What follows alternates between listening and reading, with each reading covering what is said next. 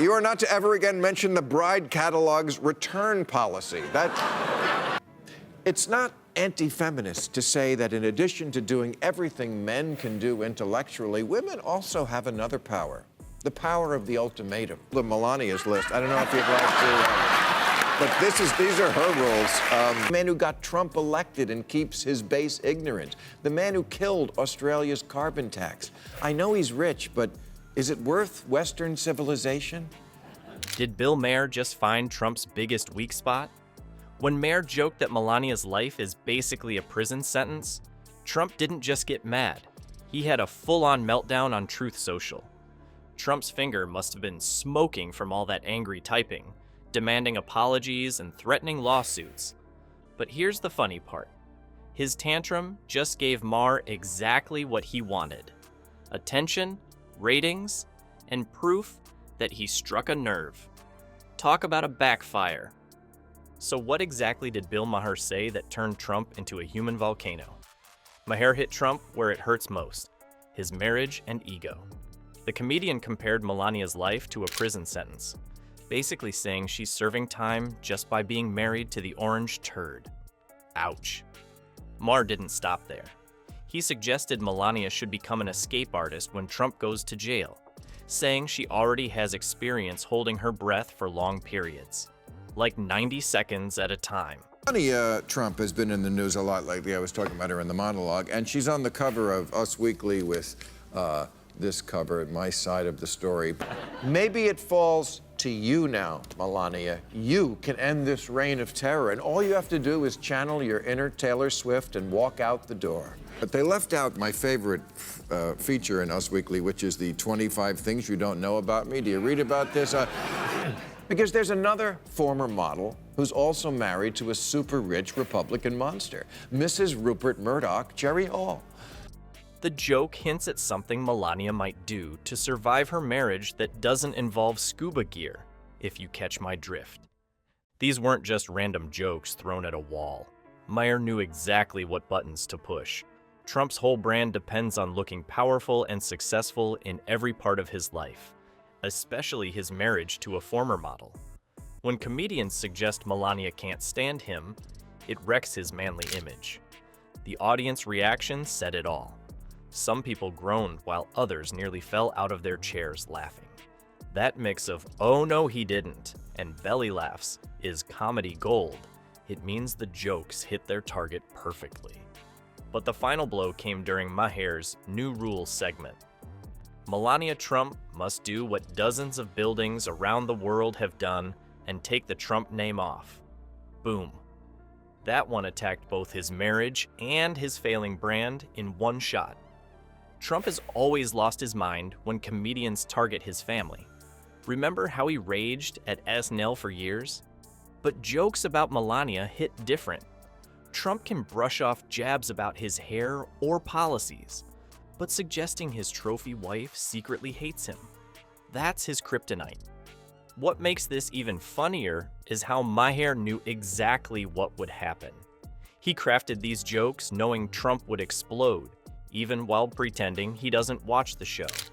It's like putting a landmine under a predictable elephant. The beauty of Maher's approach is how ordinary the jokes seem on the surface. Just standard late-night comedy fare. But he knew they'd burrow into Trump's brain like little joke worms, multiplying until Trump had no choice. And finally, new rule: Melania Trump must do what dozens of buildings around the world have done and take the Trump name off. And you two have a lot in common. Your husbands are ruining the world. Toss his boxy clown suits on the front lawn. Just tell him, I'm leaving you and I'm taking our child. He would be stunned. We have a child? And we got a hold of Melania's. It's not in this magazine, but it's coming out soon. Would you like to hear Melania's 25 things you didn't know about? But to have a public tantrum. And boy, did Trump deliver.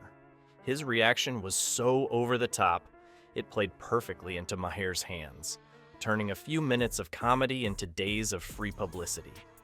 The trap was set, and Trump stomped right in. Trump's meltdown gave Maher exactly what comedians dream of: free publicity and proof he hit a nerve. After the jokes aired, Trump went absolutely bonkers on Truth Social, threatening lawsuits and demanding apologies. He wrote this crazy rant claiming Maher's show is unwatchable and going down the tubes. Total projection from a guy whose own ratings are in the toilet. The funniest part? Trump insisted he never watches Maher's show, using all caps like a grandpa who just discovered the keyboard. But then he quoted the jokes almost word for word. So which is it, Donnie Diapers? You either watch the show or you don't. You can't have it both ways, just like you can't have both a comb-over and dignity. Trump tried launching a hashtag campaign with # Trump Tantrum Time, but it backfired spectacularly when people started using it to mock him instead. Social media filled with videos of his worst public meltdowns. The man couldn't organize a one-car parade. Media outlets pounced on the story faster than Trump grabs a Big Mac. CNN, MSNBC, even Fox News. They all wanted a piece of this juicy drama. Suddenly, millions of people who missed Maher's original jokes got to hear them repeated over and over. Trump basically paid for Maher's marketing campaign with his own ego. Your unhappiness is obvious. You despise his creepy little monkey fingers touching your hand. Is there anyone left who can check Donald Trump? Yes, Melania. Getting men to change their destructive ways by threatening to leave them, humiliate them, or cut them off in bed. Harry, you're married to the man who runs Fox News.